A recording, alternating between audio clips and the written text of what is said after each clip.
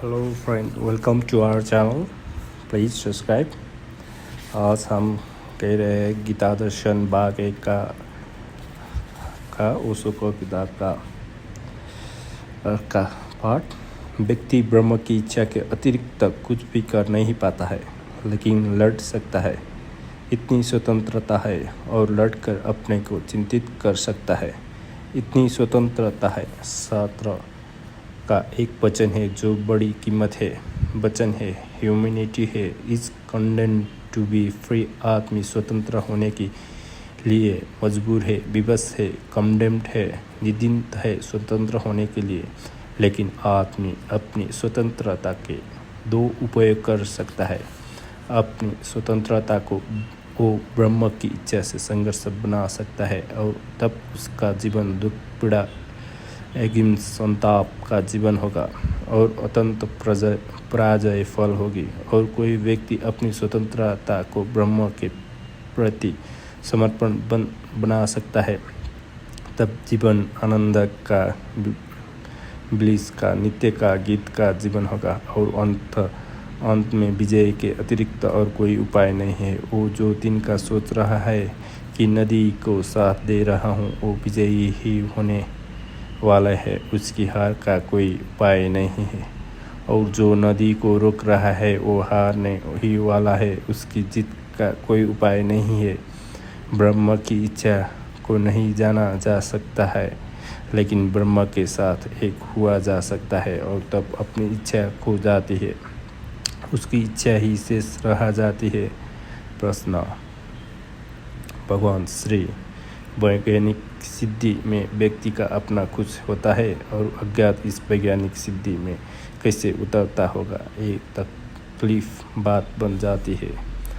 ऐसा साधारण लगता है कि वैज्ञानिक खोज में व्यक्ति की अपनी इच्छा काम करती है।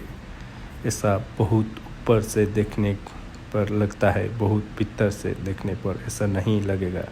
अगर जगत के बड़े से बड़े वैज्ञानिकों को हम देखें तो हम बहुत हैरान हो जाएंगे। जगत के सभी बड़े वैज्ञानिकों के अनुभव बहुत और है। कॉलेज, यूनिवर्सिटी में विज्ञान की जो धारणा पैदा होती है, वैसा अनुभव उनका नहीं है। मैडम क्यूरी ने लिखा है कि मुझे एक सवाल दिनों से पीड़ित किया हुआ है, उसे हल करती हूँ और हल नहीं होता है। थक गई हूँ, परेशान हो गई हूँ, आखिर हल करने की बात छोड़ दी है, और एक रात 2 बजे वैसे ही कागजात टेबल पर अधूरे छोड़कर सो गई हूँ, और सोच लिया कि अब इस सवाल को छोड़ ही देना है। थक गया व्यक्ति, लेकिन सुबह उठकर देखा है कि आधा सवाल जहाँ छोड़ा था वहाँ सुबह पूरा हो गया है। कमरे में तो कोई आया नहीं, द्वार बंद थे, और कमरे में भी कोई आकर उसको हल कर सकता था जिसका मैडम क्यूरी हल नहीं कर सकती थी। इसकी भी संभावना नहीं है। नोबेल प्राइज विनर थी वो महिला, घर में नौकर चाकर ही थे, उनसे कोई आशा नहीं है। वो तो और बड़ा मिरेकल होगा कि घर में नौकर चाकर आकर हल कर दे, लेकिन हल तो हो गया है, और आधा ही छोड़ा था और आधा पूरा है। तब बड़ी मुश्किल में पड़ गई। सब द्वार दरवाजे देखे, कोई परमात्मा उत्तर आए, इसकी भी आस्था उसे नहीं हो सकती। कोई परमात्मा ऐसे ऊपर से उत्तर भी नहीं आया था, लेकिन गौर से देखा तो पाया कि बाकी अक्षर भी उसके ही है। तब उससे ख्याल आना शुरू हुआ कि रात वो नींद में सपने में उठी। सपने का उसे याद आ गया कि वो सपने में उठी है। उसने सपना देखा कि वो सवाल हल कर रही है। वो नींद में उठी है रात में, और उसने सवाल हल किया है। फिर तो उसकी व्यवस्थित विधि हो गई कि जब सवाल हल ना हो तब वो उसे तकिए के नीचे दबाकर सो जाए, रात उठकर हल कर ले। 3 बार तो मैडम क्यूरी इंडिविजुअल थी, व्यक्ति थी। रात में खो जाता है, बूंद सागर से मिल जाती है, और जो सवाल हमारा चेतन मन नहीं खोज पाया, वो हमारा चेतन गहरे में जो परमात्मा से जुड़ा है खोज पाता है। आर्किमिडीज एक सवाल हल कर रहा था। वो हल नहीं होता था। वो बड़ी मुश्किल में पड़ा गया था। सम्राट ने कहा था, हल करके ही लाओ। आर्किमिडीज की सारी प्रतिष्ठा हल करने पर ही निर्भर थी, लेकिन थक गया। रोज़ सम्राट का संदेश आता है कि कब तक हल करोगे। सम्राट को किसी ने एक सोने का बहुत कीमती आभूषण भेंट किया था, लेकिन वो बड़ी मुश्किल में पड़ गया था। सम्राट ने कहा था, हल करके ही ले आओ। आर्किमिडीज की सारी प्रतिष्ठा हल करने पर भी निर्भर थी, लेकिन थक गया। रोज़ सम्राट का संदेश आता है कि कब तक हल करोगे। सम्राट को किसी ने एक सोने का बहुत कीमती आभूषण भेंट किया था, लेकिन सम्राट को शक था कि धोखा दिया गया है और सोने में कुछ मिला है, लेकिन बिना आभूषण को मिटाए पता लगाना है कि उसमें कोई और धातु तो नहीं मिली है। अब उस वक्त तक कोई उपाय नहीं था जानने का, और बड़ा आभूषण उसमें कहीं बीच में अगर अंदर कोई चीज़ डाल दी गई हो तो वजन तो बढ़ ही जाएगा। आर्किमिडीज थक गया, परेशान हो गए। फिर एक दिन सुबह अपने टब में लेटा हुआ है, पड़ा हुआ है, बस अचानक नंगा ही था। सवाल हल हो गया।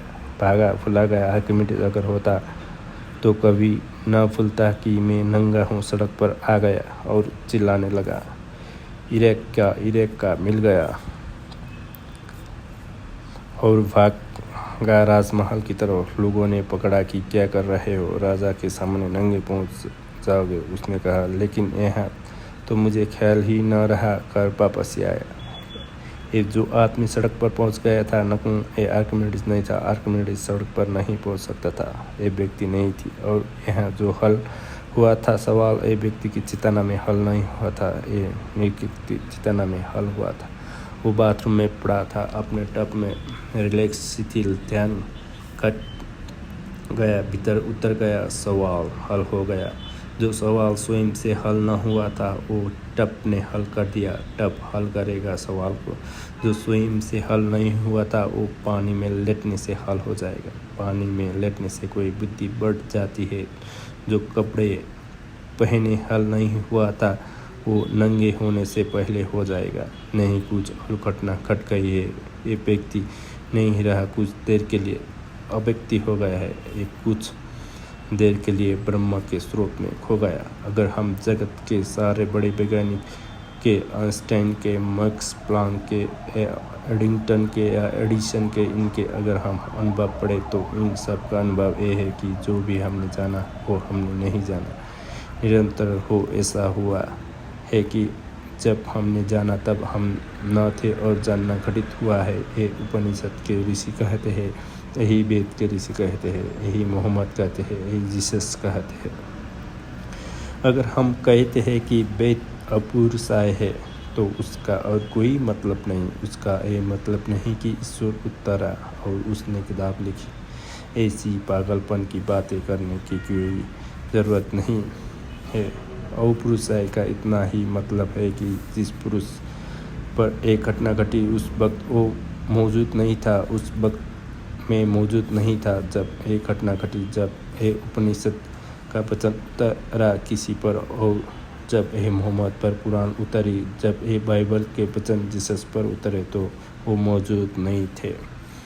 थैंक यू दोस्तों, प्लीज़ सब्सक्राइब। धर्म और विज्ञान के अनुभव भिन्न भिन्न नहीं है, हो नहीं सकते, क्योंकि अगर विज्ञान में कोई सत्य उतरता है तो उसके उतरने का भी मार्ग वही है जो धर्म में उतरता है।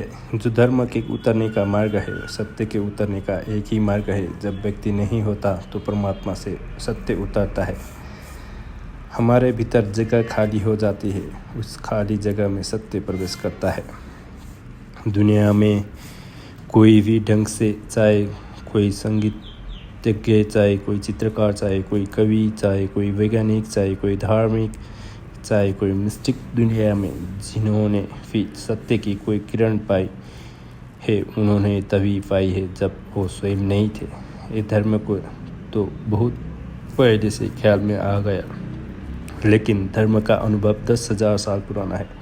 10,000 साल में धार्मिक फकीर को, धार्मिक संत को, धार्मिक योगी को ये अनुभव हुआ कि ये मैं नहीं हूँ।